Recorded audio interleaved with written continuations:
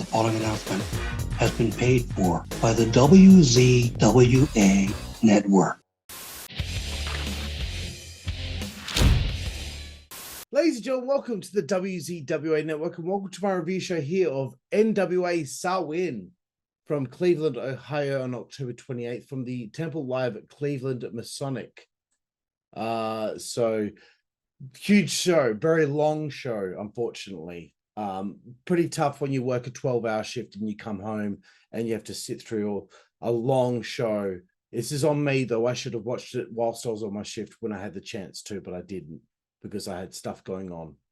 Anywho, I'll get through the pre-show really quickly. First matchup here, boom, let's get into it. Exodus Pro Title Tournament qualifying match, Brandon Day with Towboy, which pops me, taking on Man Bun Jesus, which kind of pops me, with the Grizzly Groovies at ringside. What the hell is going on here? So this is a matchup with this new company, Exodus Pro. I say new company, they are newly a part of the NWA. It's a qualifying match for their Pro Heavyweight title or their Midwest Heavyweight title, which starts December 1st. Standard back and forth. I had never heard of either of them, but Brandon Day got the win with a short arm clothesline. It was a quick one, but a good one to start the show. After the match, Jay Bradley from the Fixers confronted Day and laid out his flunky Towboy with a big-time clothesline. Jay made it clear he wanted that Exodus Pro Midwest title. I guess that's what it's called. Coming up next, Austin Idol with an interview with Kyle Davis. He tore it up here on the microphone here. He was very mad about being on the pre-show. He wants to be in the main event. It was tremendous. I loved the way that he just tore Kyle Davis apart. Next matchup, the matchup that Austin Idol is managing for, the Outrunners and Zion take on the Country Gentlemen and Jordan Clearwater. So this is just a standard 6-man here, which doesn't really make sense, but it's for the pre-show to get people on the show. I dig the Outrunners. I think they're a solid duo. I think this is the second time I've seen the new Country Gentlemen work together, and I think they're a better duo than the previous version of it. KC from the Country Gentlemen did a good job selling. I thought Jordan Clearwater, he looked to have been working on his physique, and this might have been the first time I've really noticed him. The Country Gentlemen worked together to get the victory here, but then Zion attacks Clearwater after the match, which shows that there's going to be some sort of feud going forward. So they establish the new team, they kick off this feud.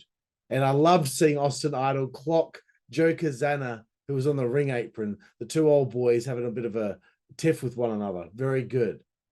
Also very happy to see the Headbangers were going to be on the card. Let's get to the next one. NWA World Women's Title #1 contendership 4-way match, Samantha Starr, Chelsea, Mr. Kate, and Tiffany Nieves.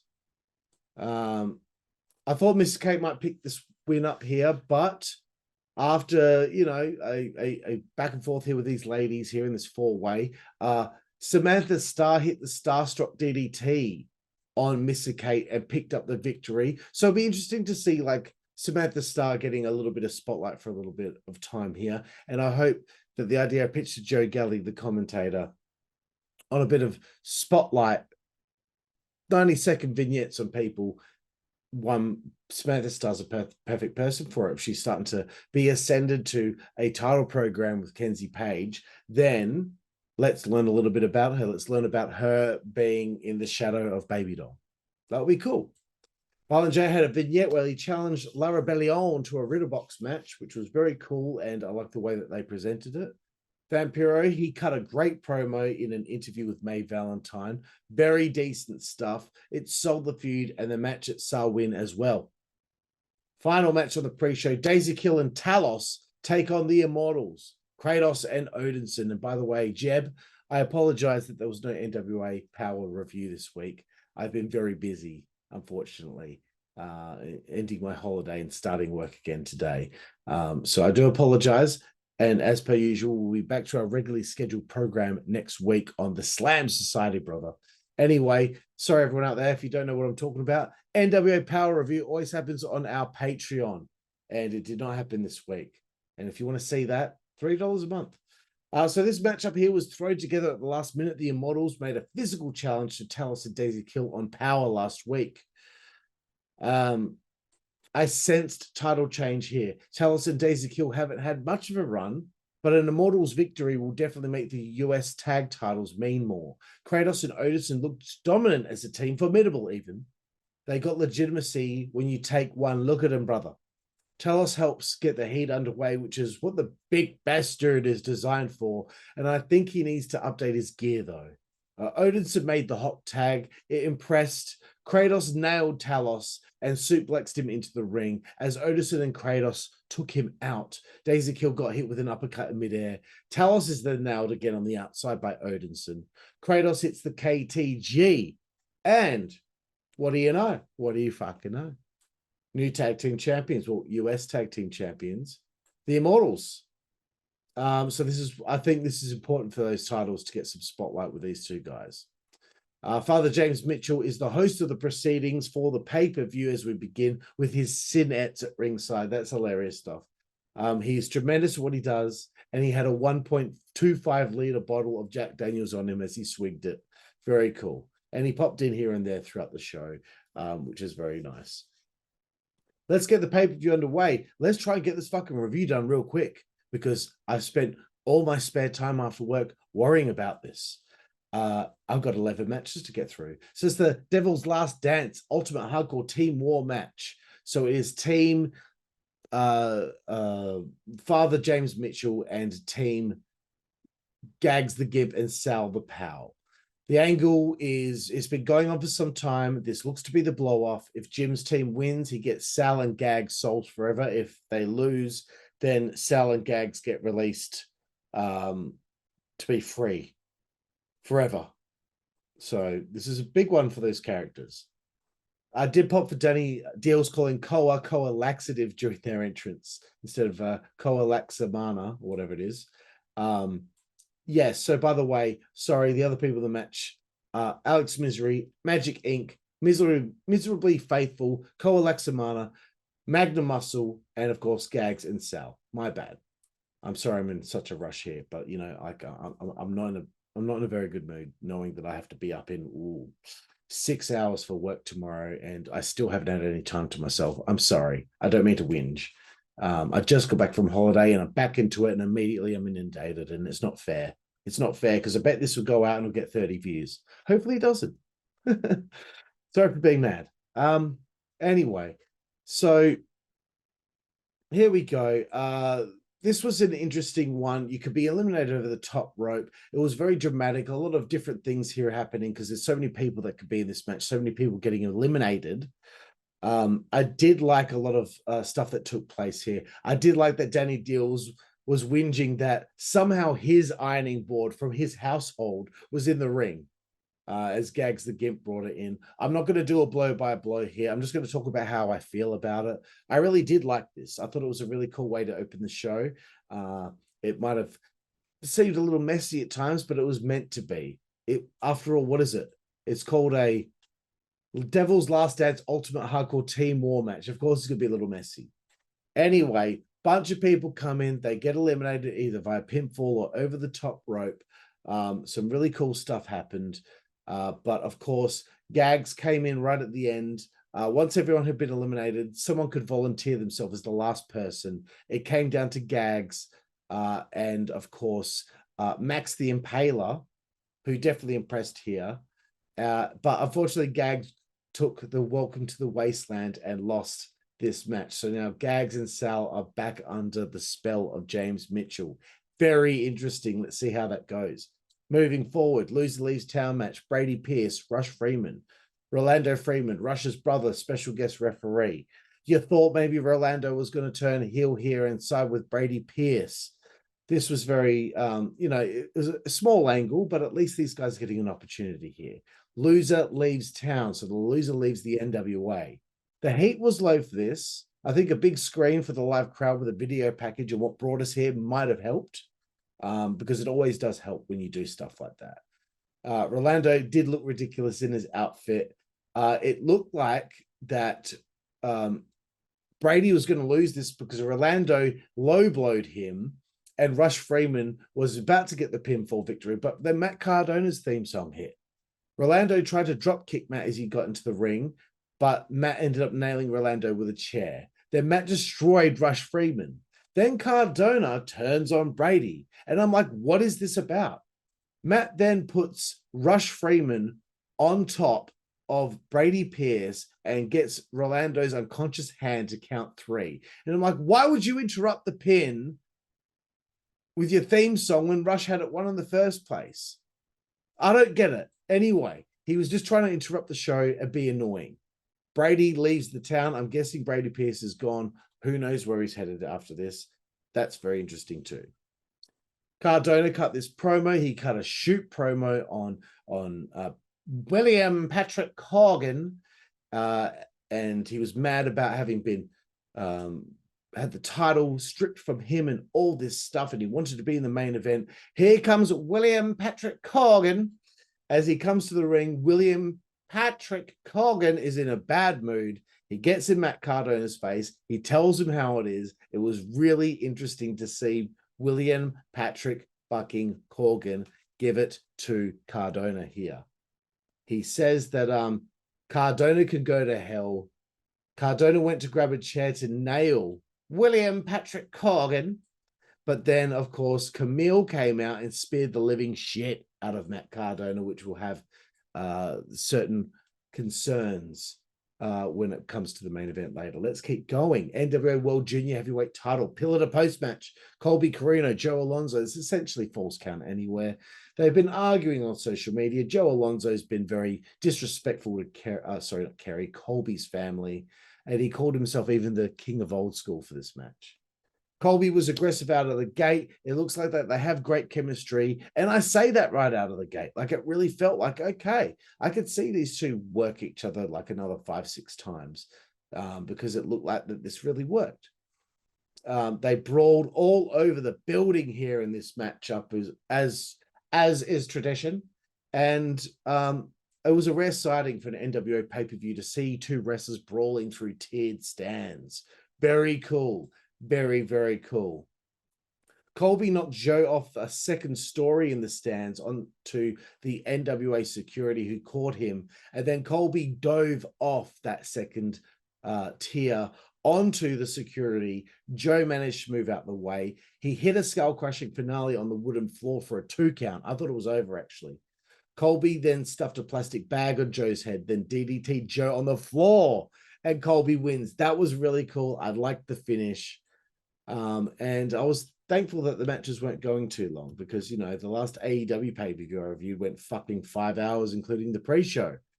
This is too much. This was just over 3 hours, still a bit too much. But again, on me, I should have watched most of it during the day, but I had a lot going on at work. So anywho, let's move forward. Rock and roll tag team match. The Headbangers take on the Southern Six of Alex Taylor and Kerry Morton here. If you go for a pinfall in this match, you have to take a shot of liquor if they kick out. That is a ridiculous stipulation. Anyway, the Headbangers still look the same age they did back in their WWF days. It's great to see them as a team getting brought in at this time. Joe Galley did talk about how Kerry Morton is Cadbury, as we call in Australia here, like you have a few drinks and you're drunk immediately. And apparently he had half a can of Foster's in Australia on their tour and blacked out. Joe, we don't drink Foster's here. You know how hard it is to find Foster's in Australia? It's exported all across the world. It's the export. We don't really drink it here. I've had Foster's. You can find it here and there, but it's really rare to find, to be honest with you. I just wanted to get that little information out there because I find it funny. So here we go. This was a great back and forth. Honestly, the Headbangers have not missed a step. Mosh was still so quick and athletic. He was still able to springboard from the inside to the outside over the top rope and clothesline Alex Taylor, I believe. They never got their due, you know that? They never got their due. They are a Hall of Fame tag team. I don't care what anyone has to say about that. Thrasher hit a dive. That was really cool. But Kerry cheated to win with a roll-up with his feet on the ropes. And the Southern Six won. After the match, though, dude, they hit a sweet stage dive on Alex Taylor. Loved it. Moving forward, Jack Stain, Blake Troop, submission match. Chris Silvio Esquire at ringside for Troop. It all began at NWA 75 when Jax would not end Tim Storm's career. That's what led him to being kicked out of the group. And it didn't seem like he really cared about it. I was hoping Tim was going to get involved in this, but he didn't need to. They had a great back and forth in this matchup. A lot of submissions traded, as is tradition. Blake Troop, I thought he might be winning this one if they wanted to continue this feud, but bro, he got choked out with the, what is it, the trap? Is it the trap? I don't know. I can't remember what he calls it. I can't remember. Trap City. Sorry, I've got it written down. And a great massive lariat prior to that. Silvio did get in the ring and got laid out during all of that. And I just thought this was a good match. And I complained a little bit about the feud. I thought that they maybe need a little bit better kind of story going into it, but the match ended up being pulled off. I just kind of feel bad for Blake Troop here because he kind of needs a win like this when he finally gets made like a singles wrestler. Anywho, Ruthie J gets interviewed by Mae Valentine. It's very another cookie. I'm sorry, I'm rushing through this too much. It's another cookie cutter babyface interview where they are heading to the title match. It's not offensive. Helped add a layer to the story before the showdown with Kenzie Page. Speaking of Kenzie, her sister Kylie's in the next match because it's pretty empowered with Ella Envy. They're defending the women's world tag titles against Natalia Markova and Taylor Rising. Natalia Taylor only formed this team very shortly ago, about a month ago.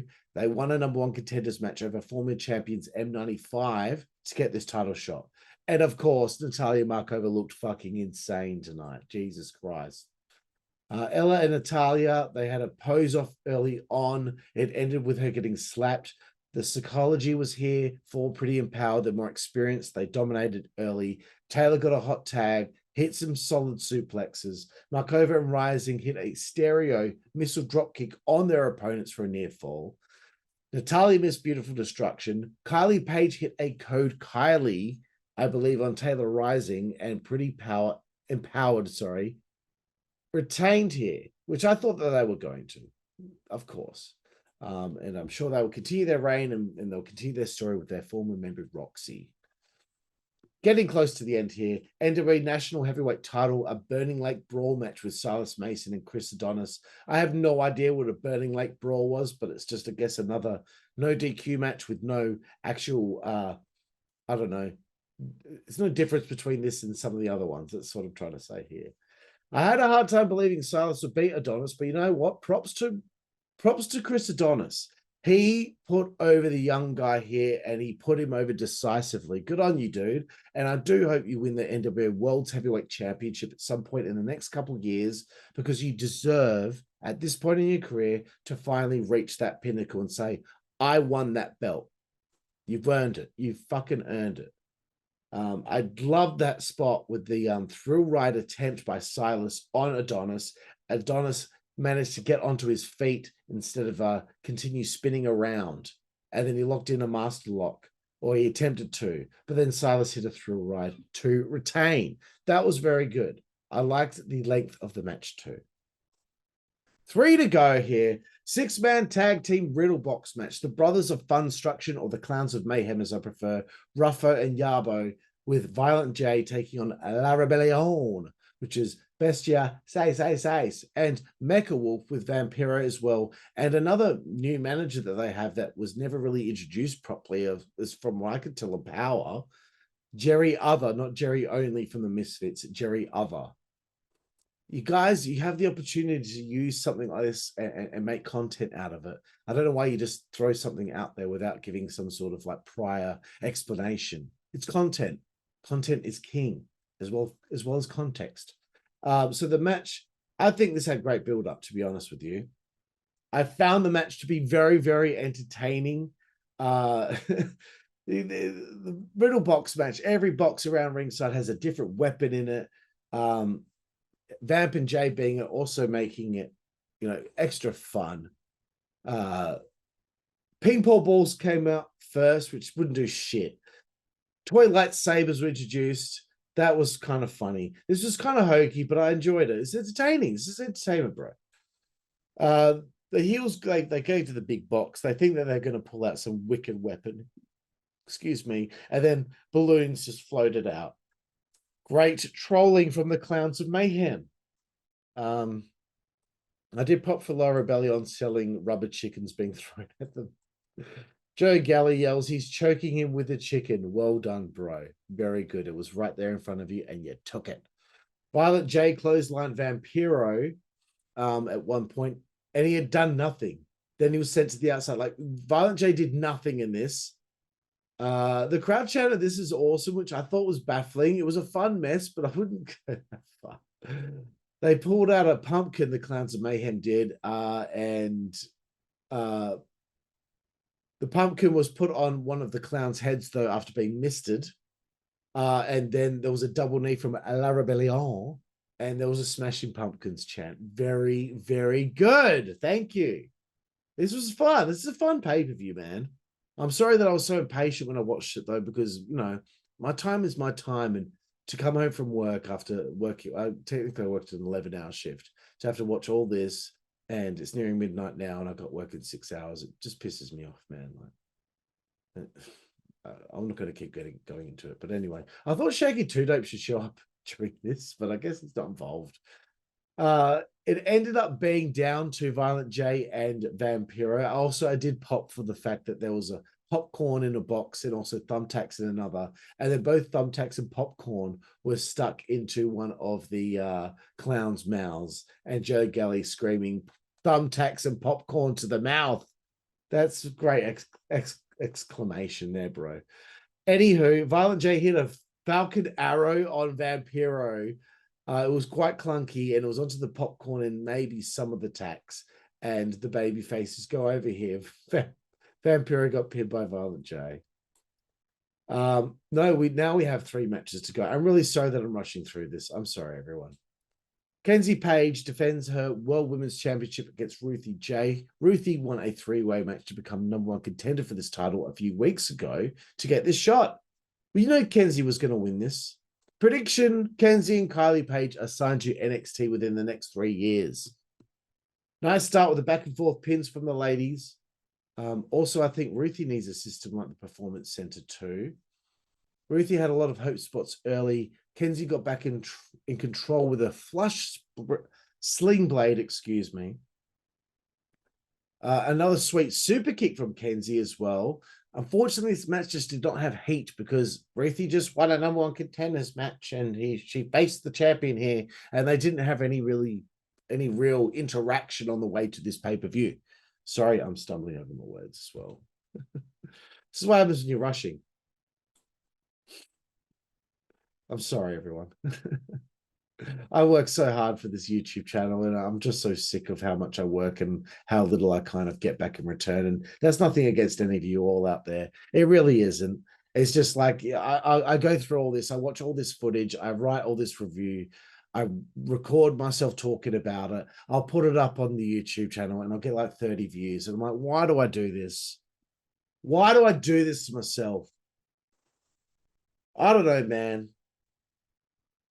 It's probably stupid for me to be just putting this out there, but I don't think anyone out there really realizes how frustrating it is to be doing this for 3 years, to have a job where I work 12-hour shifts, like 5 times a week sometimes. And I've got such little time to myself outside of it. I mean, I just got back from a holiday, which is amazing, but I already feel like I need one again after 1 day being back to work and working for this channel. Kenzie hit a Kenzie cutter after Ruthie missed her splash, showing her inexperience, going to the well too many times when she could have gone for a pin earlier. It was over like that. Kenzie needed this win. Valiant effort, though, from Ruthie J. NWA World Tag Team title Medieval Knights of the Round Table match. Blunt Force Trauma defending against Knox and Murdoch. Aaron Stevens banned from ringside. The feud's been building since the Crockett Cup. Blunt Force Trauma have become the tag team champions since. Aaron Stevens has been on fire throughout the whole damn thing. He has sold this thing. This has got heat on it. This match was an all-out brawl.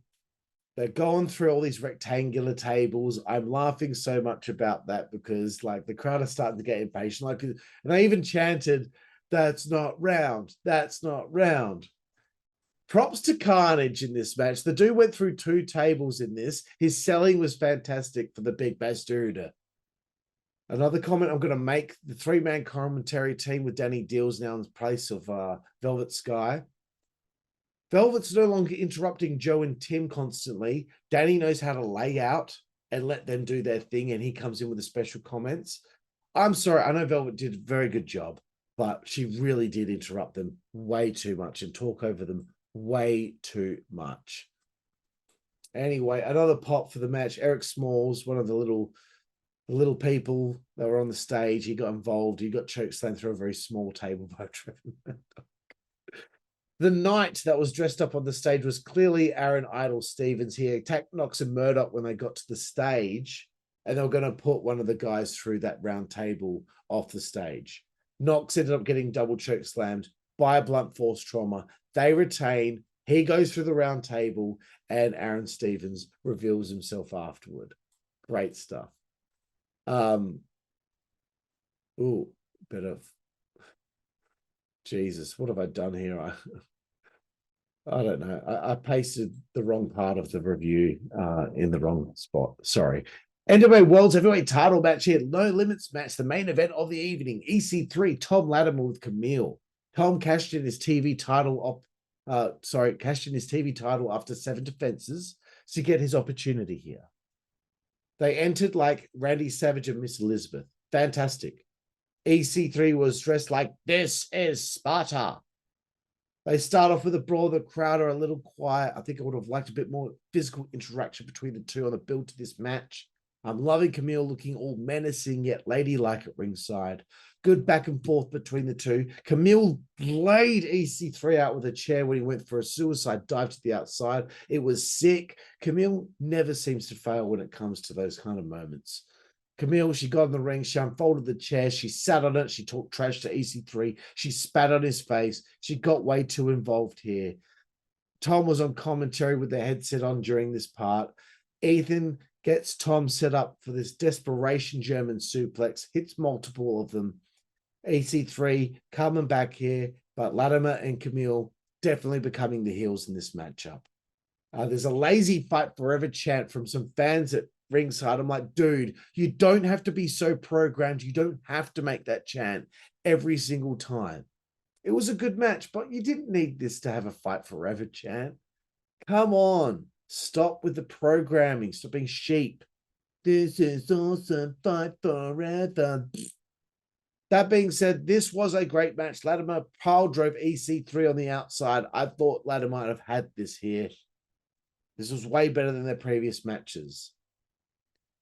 EC3 shoved Tom into Camille. And then Camille like kind of hit hard into the turnbuckles. Tom didn't know whether to check on his wife or go after EC3 in the belt, and he kind of hesitated.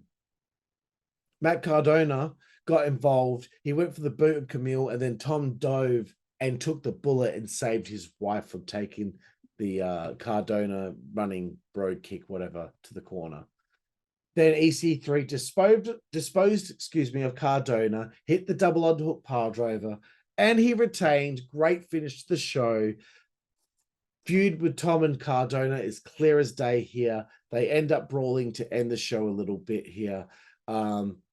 And yeah, you know what? Like, I thought that was a very good main event. The best match that these two have had with one another, as far as I'm concerned. Great pay-per-view. They made the right decision by a lot of the match results, and they build up to being on national TV well with this one. So congratulations, NWA. I'm going to give it an 8 out of 10, which is a very, very good rating from me because I barely give anything over a 7.5 these days. So you've done well, everyone. Very proud of the NWA. I love the NWA. So I'm Karlifornia. I'm trying to get this thing off my screen. Excuse me. I'm Karlifornia. Here's my review of NWA Power, probably coming out a little late because I don't know when it's going up because there's nothing I could do about it. But also, please check out the WZWA Slam Society, $3 a month. NWA Power reviews are on there every single week except this week. But that's because I've just been quite busy since getting back from holiday. And it makes no sense because when I was on holiday, I was still able to review Power. Oh, I don't know. I'm a mess, bro. I got to get out of here now, and I appreciate anyone who's stuck this long into this review. Thank you so much for the support. Always appreciate all the people that care about the WZWA network and our reviews. This is clearly review week because everything we've put up this week has been a review. It's been a busy week with the reviews. So again, thank you all for your time. This was the NWA Samhain review here from Cleveland, Ohio, California. Love yous. See you down the road. Thank you. N.w.a Network, that's the way we play. Good God Almighty. N.w.a Network, that's the way we play. Get puppies. N.w.a Network, that's the way we play. Get. All announcement has been paid for by the WZWA Network.